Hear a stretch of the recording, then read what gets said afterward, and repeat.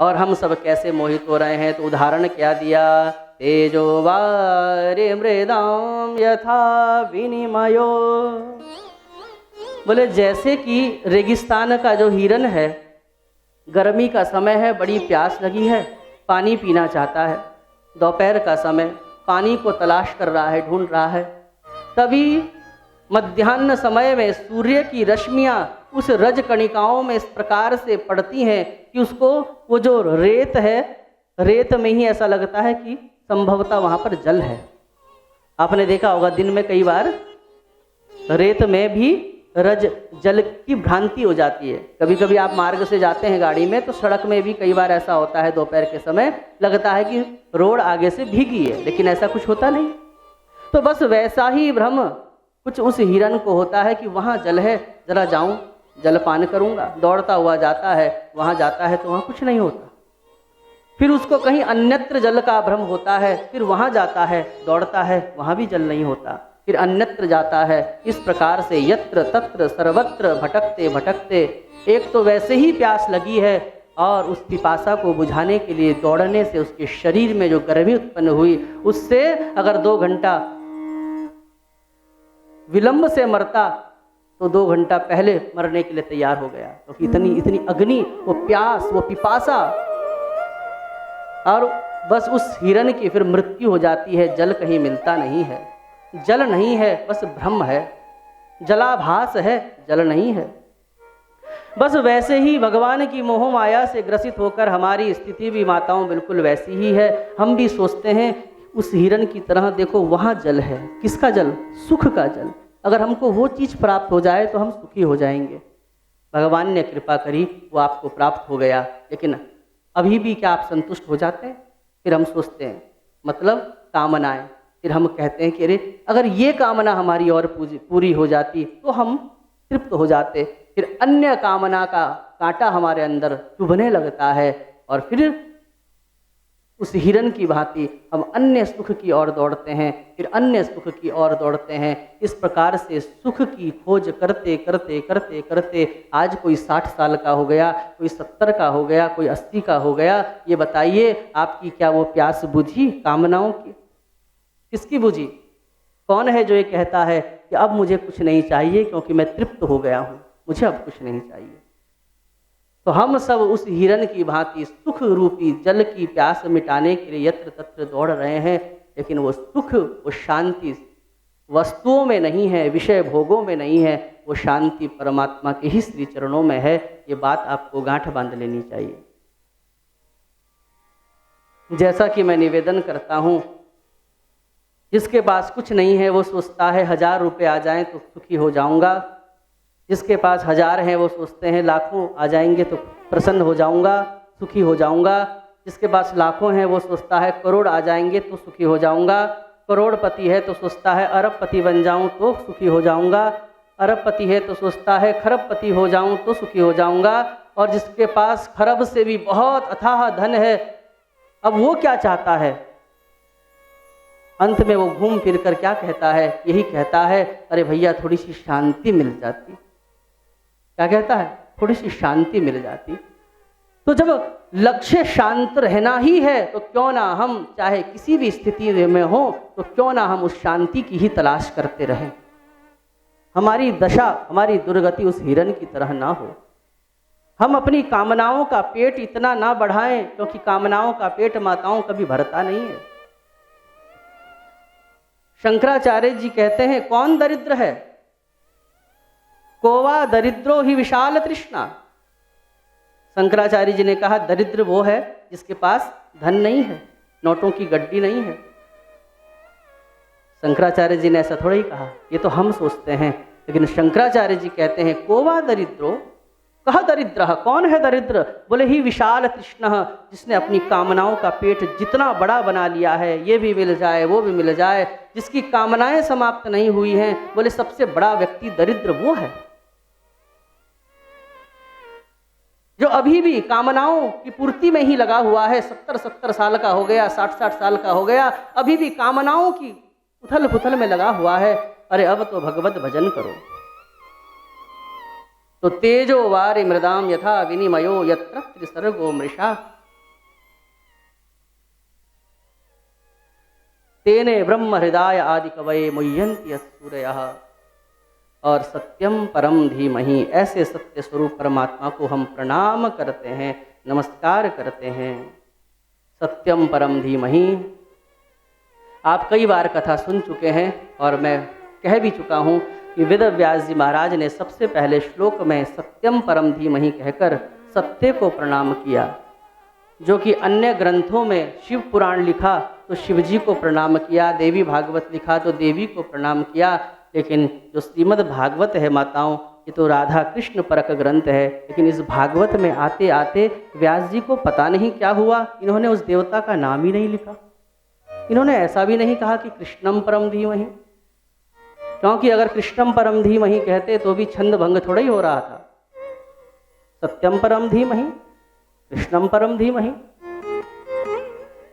शिवम परम धीमहि भी नहीं कहा, या शक्तिम पराम धीमहि भी नहीं कहा, सत्यम परम धीमहि कहा। ये बहुत समझने वाली बात है। और अगर आपने ये समझ लिया तो आपने सनातन धर्म को समझ लिया। अगर आपने भागवत के पहले श्लोक के इस छोटे से टुकड़े को समझ लिया तो आपने समझ लो पूरी भागवत को समझ लिया, आपने समस्त पुराणों के सार को समझ लिया। सत्यम परम धीमहि क्यों कहा व्यास जी ने? क्योंकि व्यक्ति जैसे जैसे बूढ़ा होता है वैसे वैसे उसके पास अनुभव का एक भंडार बढ़ता जाता है, उसके पास अनुभव होता है। कहते हैं ना कि ओल्ड इज गोल्ड। व्यक्ति जैसे जैसे बूढ़ा होता है तो उसके पास अनुभवों का एक विस्तार होता है। तो वेद व्यास जी ने इतने ग्रंथ लिखे, 17 पुराण लिखे, 1 लाख श्लोक महाभारत में लिखा। लिखते लिखते लिखते लिखते स्वाभाविक है ना, आप जैसी कथा पहली बार आपने की होगी वैसी दूसरी नहीं की होगी, उसमें थोड़ी और सफाई आई होगी, तीसरे में और आई होगी, चौथे में और आई होगी। तो बस उसी प्रकार से जब आप कोई भी काम करते करते बहुत समय व्यतीत हो जाता है तो उसमें हमारा बहुत सारा अनुभव। इसीलिए तो हम जब कहीं जाते हैं तो क्या कहते हैं, अरे भैया हम तो उसके पास काम कराएंगे क्योंकि उसका पुश्तैनी है। तो हमको विश्वास हो जाता है इसका पुश्तैनी काम है। पुश्तैनी का काम मतलब उसके, क्योंकि उसके जेनेटिक गुण भी उसके साथ आ जाते हैं। पुश्तैनी काम जो हमारे पुरखे करते आ रहे हैं उस काम के प्रति आपका विश्वास अधिक होता है। तो वैसे ही श्री वेद व्यास जी महाराज इतने सारे ग्रंथों को लिख चुके हैं और आज उनके पास इतना अनुभव है कि उन्होंने पूरा का पूरा अनुभव इस श्लोक में डालते हुए सत्य को प्रणाम किया। अर्थात समस्त शक्तियों को सत्य में ही सन्निहित करके वेद व्यास जी महाराज ये कहना चाहते हैं कि सत्य न दूसर, धर्म न दूसर, सत्य समान। सत्य के समान कोई दूसरा धर्म नहीं है। यदि आपने सत्य का आचरण कर लिया तो आपने शक्ति की भी पूजा कर ली। अगर आपने सत्य का आचरण का निर्वहन कर लिया आपने शिव की भी पूजा कर ली। सत्यम परम धीमहि। और वेद व्यास जी सत्यम परम धीमहि कहकर ये भी कहना चाहते हैं कि किसी देवी देवता का नाम लिखकर मैं इस ग्रंथ को संकीर्ण नहीं बना सकता, मैं इसकी व्यापकता को खंडित नहीं कर सकता, क्योंकि भागवत इतना व्यापक ग्रंथ है। सत्यम परम धीमहि कहकर वेद व्यास जी सभी को ये छूट देते हैं कि आपके जो भी इष्ट हैं, आप जिस भी देवता के प्रति श्रद्धा रखते हैं, बस वही मूल है, बस वही सत्य है। आप अपने भावना का जल, श्रद्धा का जल उसके ऊपर डालते रहिए, समस्त देवी देवता स्वतः ही तृप्त हो जाएंगे। सत्य में ही सारे देवताओं को प्रतिष्ठित कर दिया। सारे देवता कहाँ वास करते हैं? सत्य में वास करते हैं। इसीलिए तो आपने सुना होगा, जिस कथा को हम आजकल बहुत हल्के में लेते हैं, किसको? सत्यनारायण भगवान की कथा करानी भी सबको है और रूल फॉलो भी किसी को नहीं करने। आजकल तो सत्यनारायण की कथा लोग जूते पहनकर सुनने लग गए हैं। आजकल तो सत्यनारायण की कथा में लोग लहसुन प्याज का भोजन बनाना शुरू कर दिया है लोगों ने। आजकल तो सत्यनारायण की कथा के बाद लोगों ने भोजन कराते हैं तो लोगों को मनुष्यों की तरह नहीं, पशुओं की तरह भोजन करा रहे हैं। मतलब कैटरिंग सिस्टम कर दिया है, खड़े खड़े खाओ डंगरों की तरह। अरे कम से कम, ठीक है, कम से कम इस प्रकार के आयोजनों में तो लोगों को बैठाकर सत्कार से खुद परोसो, सात्विकता से भोजन बनाओ। तो सत्यनारायण की जो कथा है उसको कलयुग में इसीलिए श्रेष्ठ बताया गया है क्योंकि सत्यनारायण की कथा का तात्पर्य हमारे आचरण में सत्य हो, हम स्वाभाविक रूप से एक अपने स्वभाव में जिए, हमारे जीवन में आडंबर ना हो, यही सत्यनारायण की कथा सिखाती है। सत्यम परम धीमहि, और यही भागवत का पहला श्लोक कह रहा है, बस सत्य का आचरण कर लो। रही देवी देवताओं की बात, तो सारे देवी देवता सत्य में ही सन्निहित हैं। एक प्रश्न उठता है कि कहीं पर शक्ति से ही सारी सृष्टि बताई जाती है, कहीं पर शिव से ही सारी सृष्टि बताई जाती है, भागवत में विष्णु से ही सारी सृष्टि बताई जाती है, ऐसा क्यों? देवी भागवत सुनते हैं तो देवी से ही विष्णु हुए, देवी से ही शंकर हुए। शिव महापुराण सुनते हैं तो शंकर जी से ही देवी हुई, शंकर जी से ही विष्णु हुए। गणेश पुराण जब सुनते हैं तो गणेश जी से ही सारी सृष्टि उत्पन्न हुई। गणेश अथर्व शीर्षम में आता है ना, त्वमेव सर्वमिदं खलविदं ब्रह्मासि, त्वं ब्रह्मा त्वं विष्णु त्वं रुद्रस् त्वं इंद्रस् त्वं वायुस् त्वं अग्नि सर्वं जगदिदं त्वत्तो जायते। सारा का सारा जगत हे गणेश जी महाराज तुमसे ही तो उत्पन्न है। ओहो, जो ना समझ लोग हैं उनकी तो खोपड़ी घूम गई। राम राम, कभी कह रहे हैं सारी सृष्टि गणेश जी ने करी, कोई कह रहा है उधर कथा सुन रहे थे तो वो कह रहे हैं व्यास जी की सारी सृष्टि शंकर जी ने करी, उधर भागवत चल रही है सारी सृष्टि विष्णु जी ने की, उधर देवी भागवत चल रही है सारी सृष्टि देवी ने की। राम राम, दिमाग की तो दही बन गई। राम, ये सृष्टि करी किसने?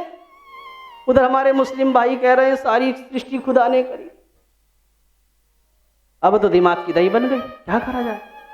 इसका मतलब ओहो, सारे झूठ बोल रहे हैं व्यास लोग।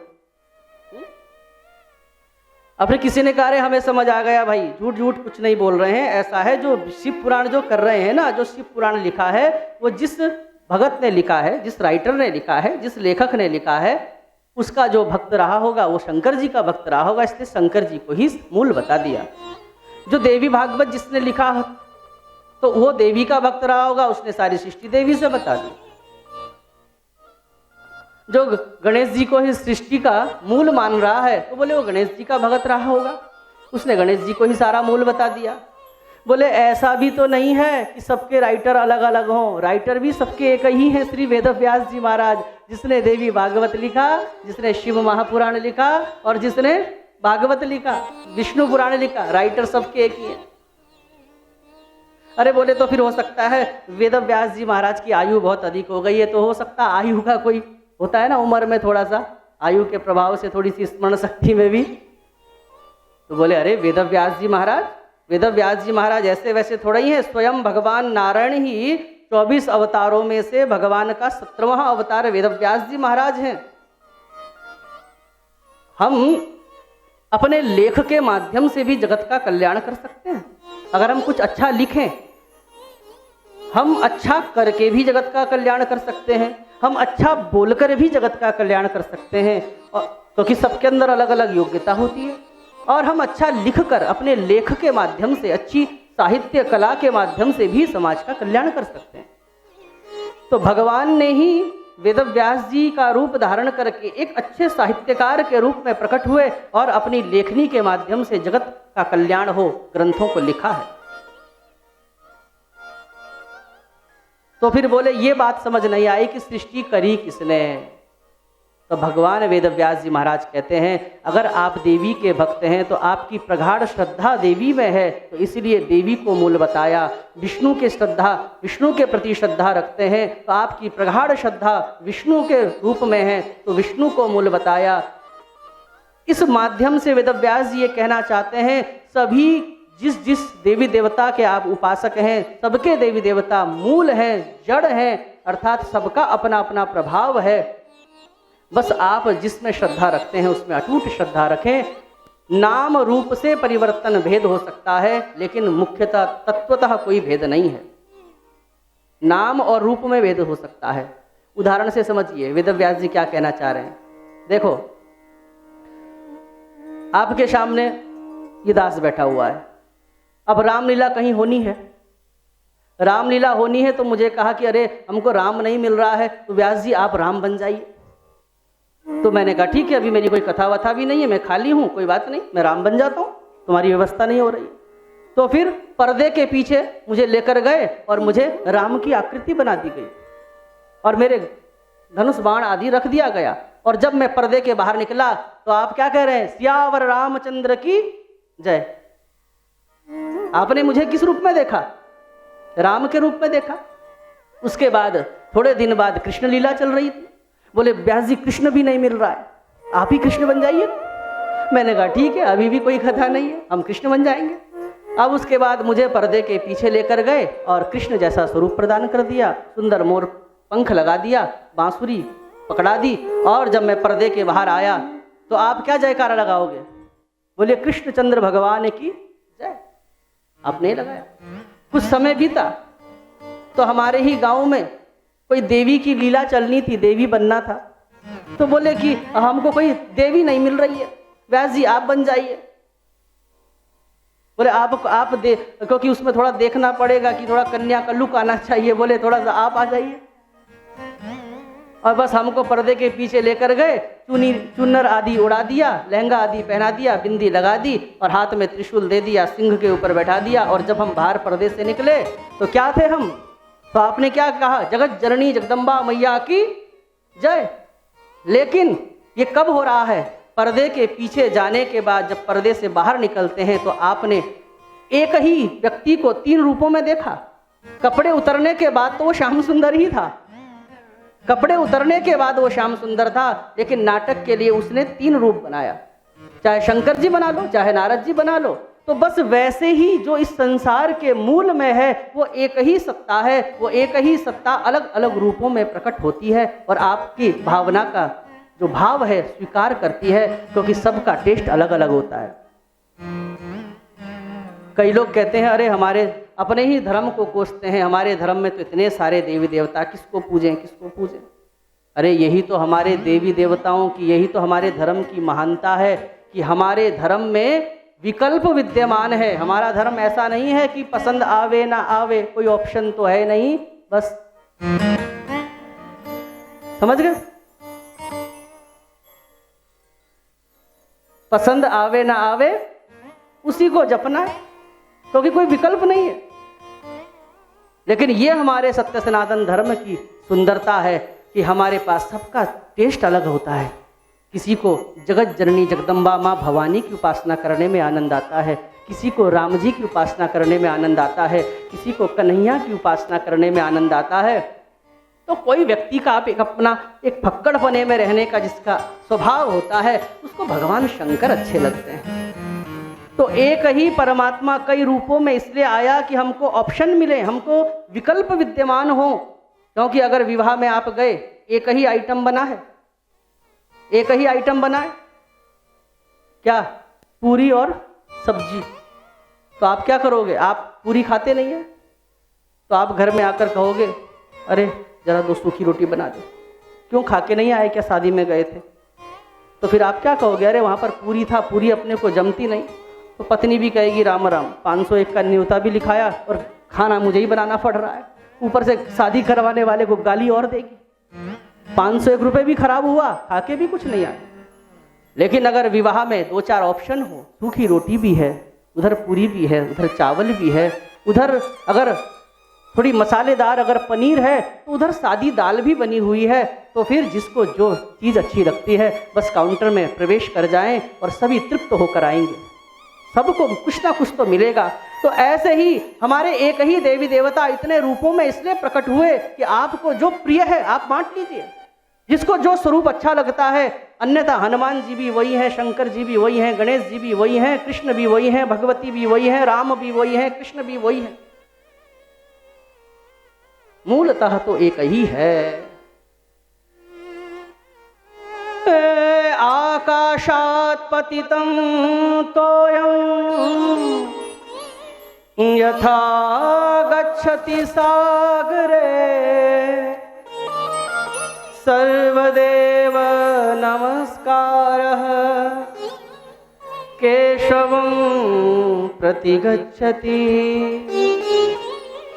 बोले आकाशात् पतितं तोयम, जैसे कि आकाश से जल गिरता है, वो जल चाहे उत्तराखंड में गिरे, चाहे राजस्थान में गिरे, चाहे हरियाणा में गिरे, चाहे मध्य प्रदेश में गिरे, उस जल का गंतव्य क्या होता है?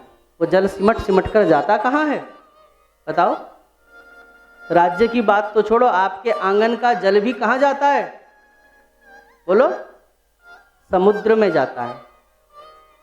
सुनने में थोड़ा लग रहा होगा कि समुद्र में जाता है, लेकिन हाँ, आपके आंगन का जो जल है वो भी समुद्र में जा रहा है, क्योंकि जब वर्षा होती है, जल की अधिकता होती है, तो फिर वो जल आंगन के माध्यम से जाता है नालियों में, नालियों के माध्यम से जाता है नदियों में, नदियों के माध्यम से जाता है बड़ी नदियों में, और बड़ी नदियों के माध्यम से जाता है समुद्र में।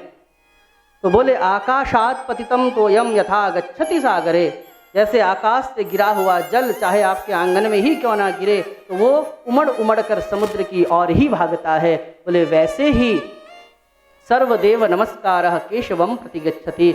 आप यदि विष्णु के भक्त हैं, लेकिन ऐसा नहीं कि आप फिर केवल बांके बिहारी जी के ही मंदिर में जाएंगे, तो आप वैष्णो देवी भी जाएंगे, तो वैष्णो देवी को भी जो प्रणाम करेंगे, तो फिर वो प्रणाम आपका नारायण के ही चरणों में पहुंचेगा। आपको केदारनाथ भी जाना है, यही सच्चे वैष्णव का स्वरूप है कि वो सभी का सम्मान करता है, भक्त वो किसी का भी हो। तो अगर आप विष्णु भक्त हैं तो सभी देवी देवताओं को आप प्रणाम करें, आपका वो प्रणाम, आपकी वो श्रद्धा भी आपके मूल देवता के पास अपने आप पहुंच जाएगी, जैसा कि आंगन में गिरा हुआ जल समुद्र में पहुंच जाता है। यदि आप शिव के भक्त हैं तो आपने बांके बिहारी भी जाना है, आपने वैष्णो माता भी जाना है, लेकिन उन सब में अपने इष्ट का ही दर्शन करते हुए आपका वो प्रणाम बांके बिहारी जी के ही चरणों में पहुंचेगा, क्योंकि कपड़े ही तो बदले हैं। अगर आप बांके बिहारी के भक्त हैं तो वैष्णो देवी जाते हैं तो समझ लेना वही बांके बिहारी यहाँ कपड़े बदल के बैठा है। यदि कृष्ण भक्त राम मंदिर में जाते हैं तो फिर ये समझ लेना कि हमारा वही बांके बिहारी यहाँ पर भी कपड़े बदल के बैठा है चीजें कई। इसलिए यही हमारे सनातन धर्म की सुंदरता है। इसलिए अपने धर्म पर कभी भी अपने धर्म को हल्के में मत लेना। कई लोग कहते हैं कि अरे ये तो पत्थर में भी भगवान को देखते हैं। अरे यही तो दिव्यता है कि हम सनातनी पत्थर में भी भगवान को देख लेते हैं, हम सनातनी पशुओं में भी भगवान को देख लेते हैं, हम सनातनी वृक्षों में भी भगवान को देख लेते हैं। ये हमारी महानता है।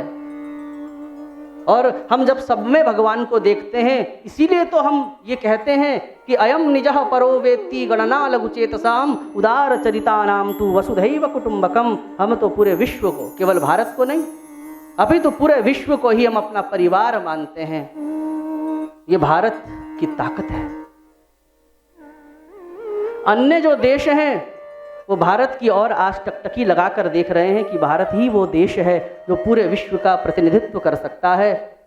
क्या इसलिए कि भारत की अर्थव्यवस्था बहुत अच्छी है?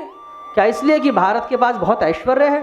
नहीं, वो इसलिए कि भारत के मूल में जो विचार है इन ग्रंथों में वो बहुत परिपक्व है। वो सर्वे भवन्तु सुखिनः की कामना करता है। जब कोरोना जैसी बीमारी से सब पीड़ित हुए तो अन्य देशों ने ये विचार किया जब तक अपने लोगों को वैक्सीनेशन न हो जाए हम दूसरे देश पर कैसे वैक्सीनेशन भेज सकते हैं। लेकिन भारत के डीएनए में वो ऋषियों का सूत्र है कि सर्वे संतु निरामयाः। हम वो लोग नहीं हैं जो सुबह उठकर कहते हैं कि मैं प्रसन्न हो जाऊं, मैं सुखी हो जाऊं, मैं निरोगी हो जाऊं। भारतवासी क्या कहता है? सर्वे भवन्तु सुखिनः सर्वे सन्तु निरामयाः सर्वे भद्राणि पश्यन्तु मा कश्चित् दुःखभाग् भवेत्।